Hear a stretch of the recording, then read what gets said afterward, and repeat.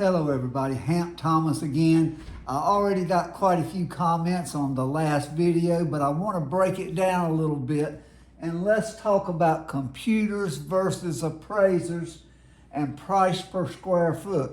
And instead of depending on everything we hear online, let's talk about the facts of computers versus appraisers. You know, remember that one example that we've heard about for the last 5 years. $20 per square foot adjustment and how that's just not enough. Well, they're right, that adjustment was not enough and it should have been called out, and it was. Well, good for them, but we can't keep using that example over and over again, you know. And on the podcast I just watched, they were saying that in that price per square foot adjustment, it included everything, you know, location, quality, condition. It was all in that one price per square foot adjustment. Well, in an appraisal report, no, it's not. It is supposed to include one thing, the square footage adjustment. So, you know, the GSEs preach all the time about big data and the technology at their disposal. What does that mean? All right.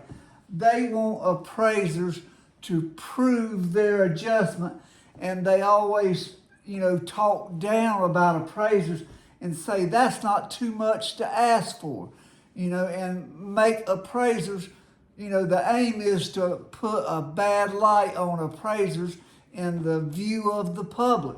But that's not the case. It shouldn't be at all. You know, they're going to preach that, but if they're asked the same question about proving how their computer database came up with their adjustments, no one will answer the question. In other words, appraisers have to prove their adjustments, but they're going to rely on big data, and big data doesn't have to prove anything, because the computer says it must be true. Well, if appraisers have to approve their adjustments, how about let's ask Fannie Mae and Freddie Mac to prove their adjustments?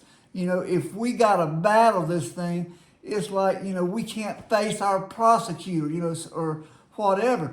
But it's something people keep complaining about us, but when we try to put the shoe on the other foot, we're turned away, you know. There's a problem with that where appraisers are the only ones that have to prove these adjustments, and all the computer, you know, these AVMs and big data and computer learning, they don't have to prove anything. And what happens, let's look at a regular appraisal report. How many adjustments have we got? We got location, we got view, we got quality of construction, we got condition. Then we have square footage and basement square footage in other areas. But it's not all in one price per square foot adjustment. Now, we do have an area at the top of the appraisal form that says price per square foot, that underwriters often look at that. But when you are saying to me, and they're making the argument that, you know, price per square foot includes every adjustment, you know, the whole thing, and that podcast said it includes everything. Well, no, it doesn't. Look at all these lines of adjustments. The only time when price per square foot covers everything is when the computer does it. And they do price per square foot with inaccurate information. No wonder Fannie Mae doesn't want to show us how they come up with their values. But appraisers know more about it. So, you know, if it should be fair that we should be able to ask the same questions of the computers that we ask of appraisers. No one in lending or at Fannie Mae and Freddie Mac want to answer the same questions that what they want appraisers to answer. Why is that? Because they know what the answers will do. It'll make them look bad.